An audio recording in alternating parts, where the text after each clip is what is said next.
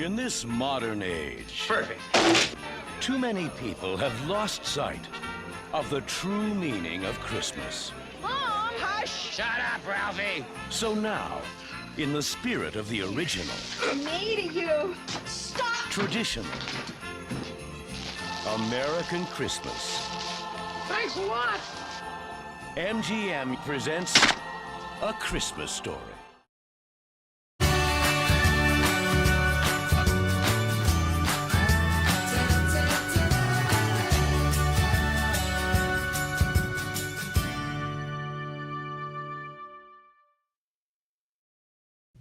Hello, welcome to the Damian and Devlin Show, and this is our review for A Christmas Story, the 1983 film directed by Bob Clark and starring Peter Billingsley, Melinda Dillon, and Darren McGavin. This is one of my favorite Christmas movies. In fact, it's my favorite Christmas movie. It just makes me feel all warm and gushy inside. I picked it. Damian said he only saw bits and pieces, so we put all those pieces together and he finally got to see it for the whole thing, finally. And you know what?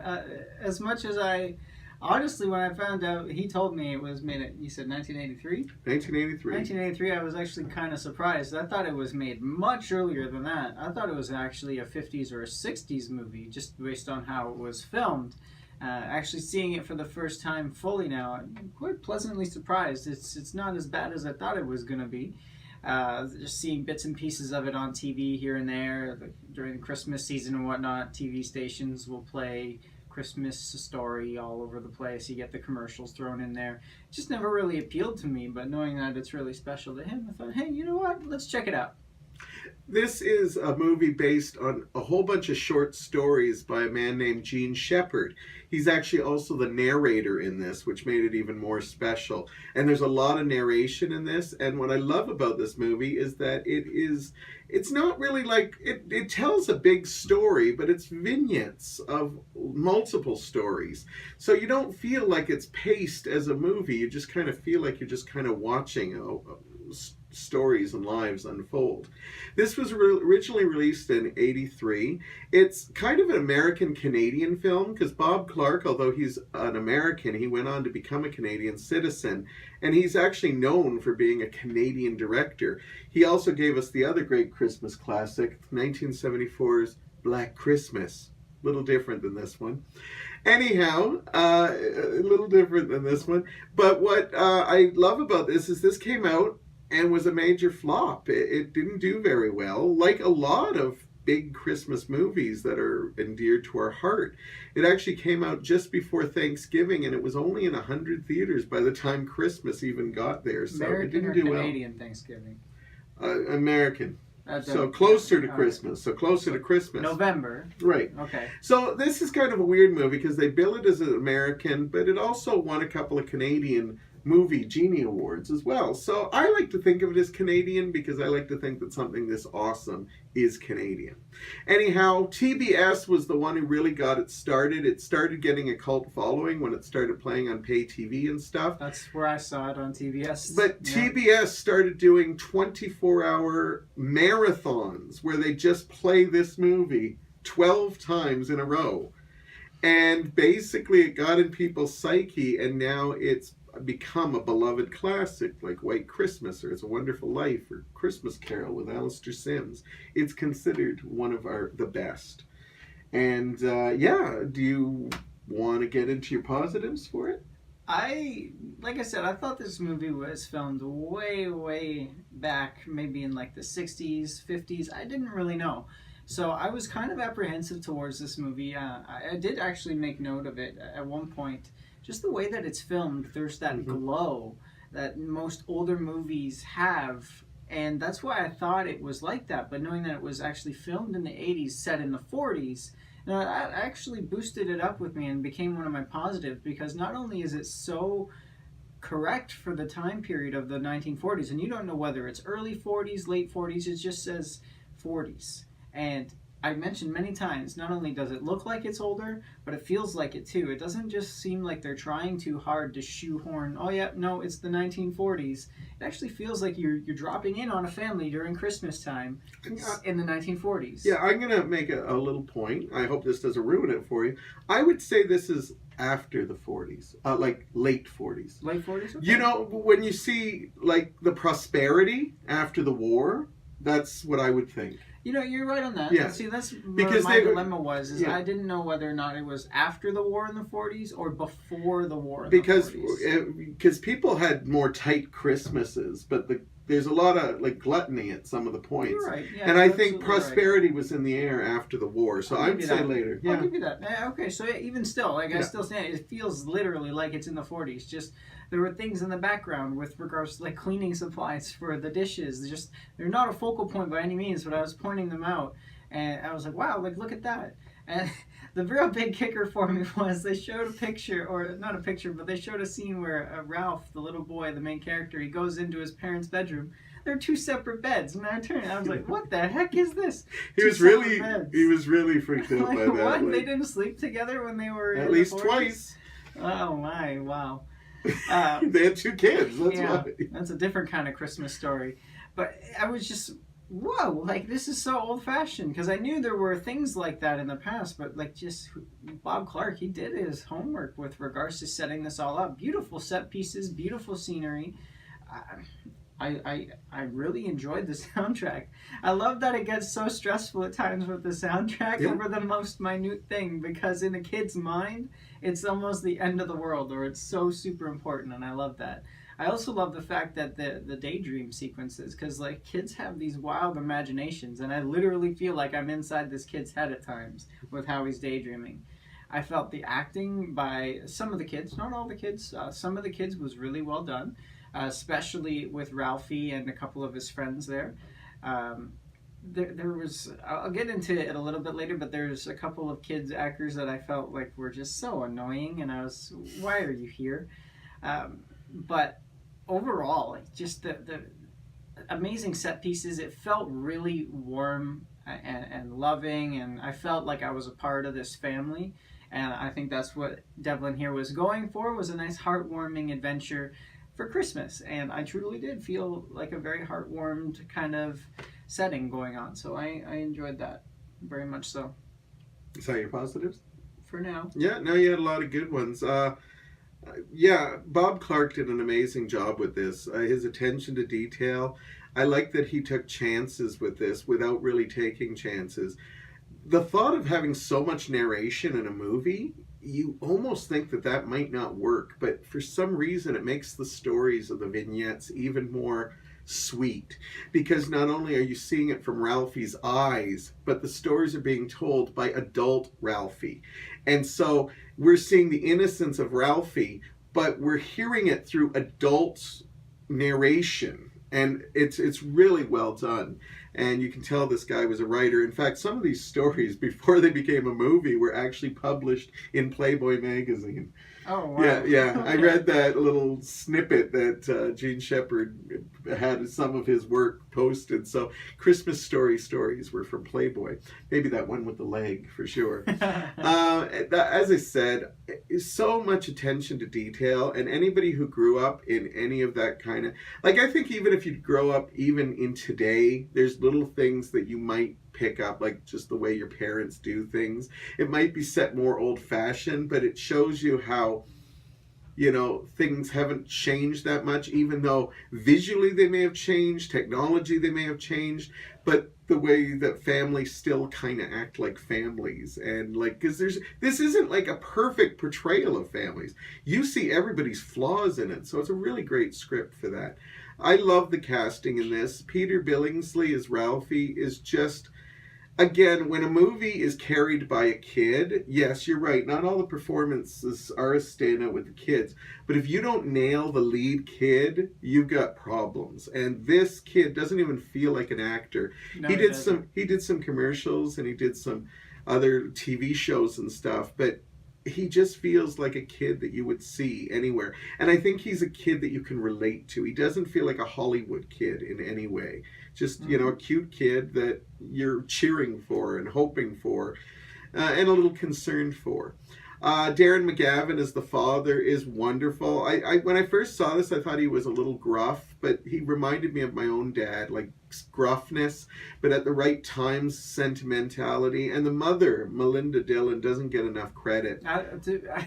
She's kind of hot. Like, I'm not gonna lie, she's kind of hot. Like, really, you're bringing hotness into the Christmas review. I was watching it. I was like, I shouldn't be attracted to this woman, but I kind of am. Like, Damian's chestnuts were roasting without an open fire.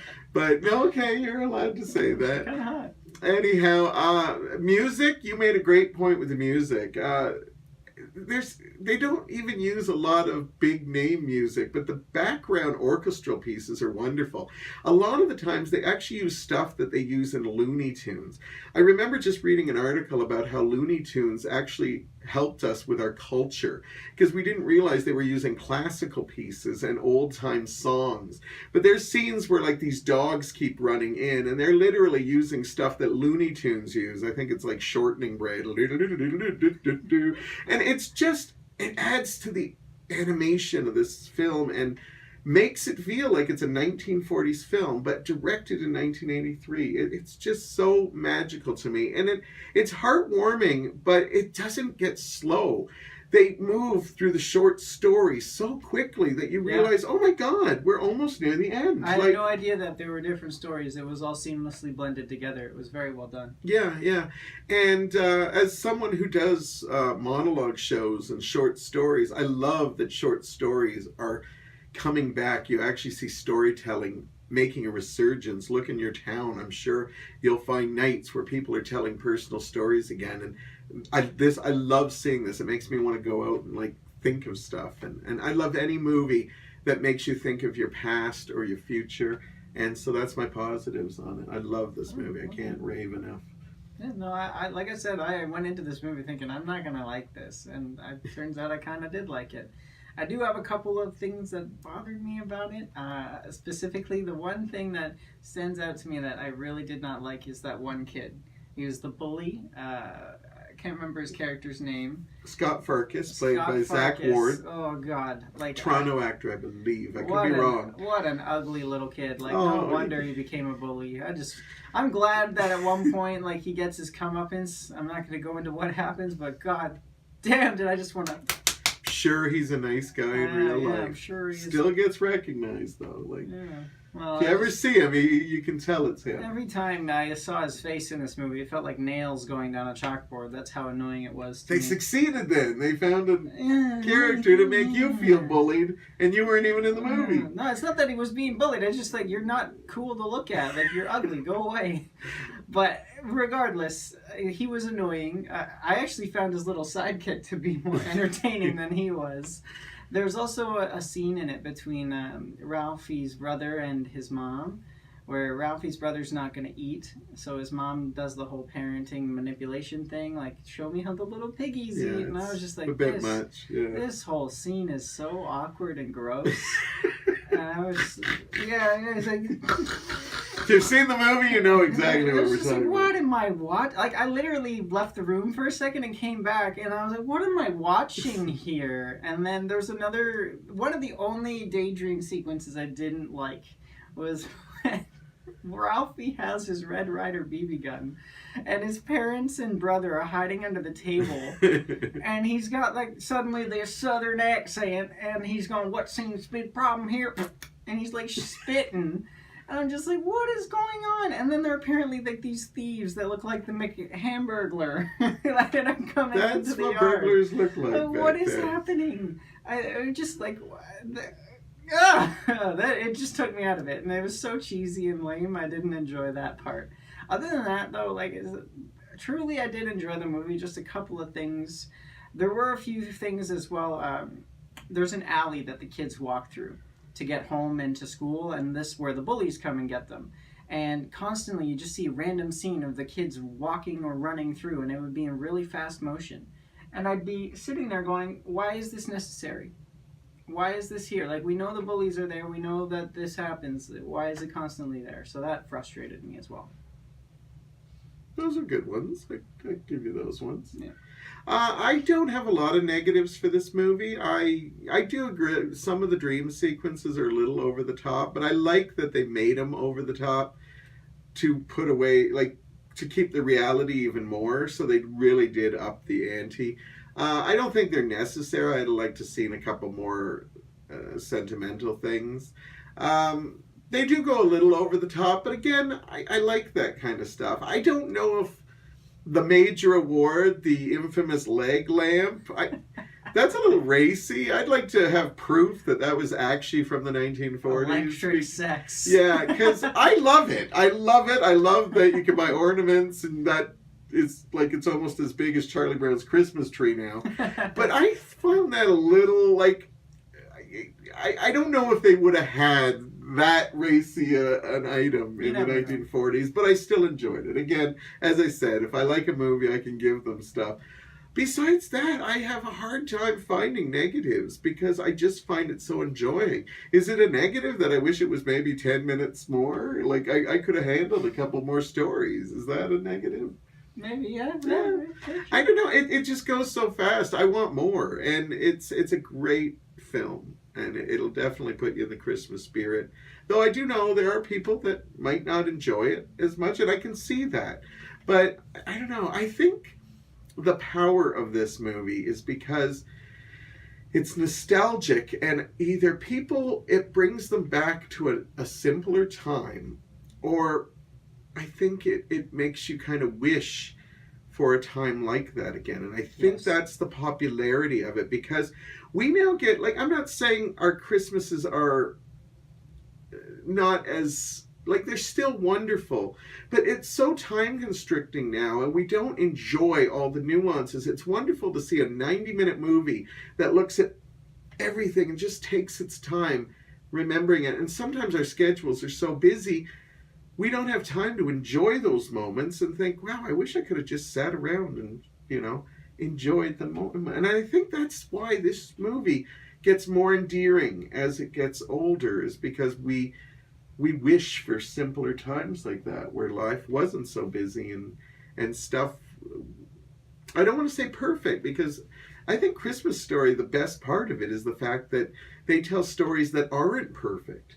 On the outside, you think it's perfect life, but everybody has their problems and troubles. I still want to know whether or not that furnace ever got fixed.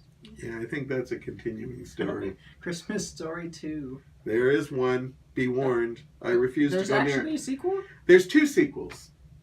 Here's a little trivia for you. I didn't know that. A couple years ago, they made a direct-to-video sequel called Christmas Story 2, and I refuse to go near it because I'm so endeared to this movie. But believe it or not, Bob Clark in 1994 wrote a movie called A Summer Story.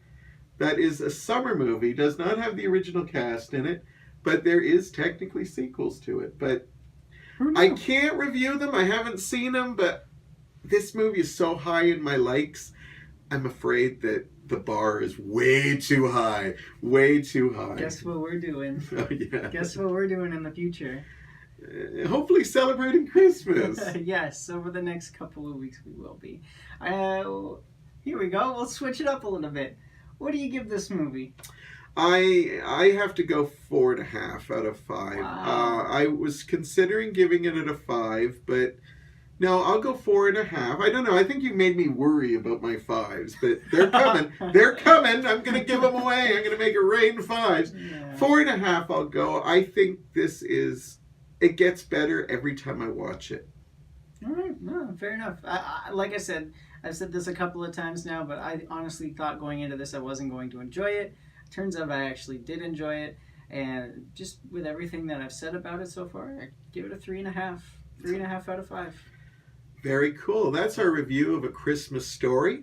Please let us know if there's anything you like, or share Christmas movies that, maybe we haven't seen or that, We might not get to review them, but next Christmas we'll probably have a clean slate too, but we're always looking for something new to watch. And Oh, is it my turn now? Sure. All right. Well, I'm thanks. going to start getting into your territory. Yeah, you and we are. don't want that. It's Christmas. I don't want you to... Stop talking. So anyways, guys, thanks so much for joining us all throughout this year. We've had a blast with you so far. There's still plenty more to come, especially in the new year. Keep tuned for further news and things that are coming from us. And take some time, enjoy your holiday season, whatever you do celebrate. Christmas, Hanukkah, whatever it is that you might celebrate. Enjoy yourself. Spend some time with your family. We've had fun spending time with you. As always, we will see you guys very soon. Merry Christmas and have a Happy New Year. Merry Christmas.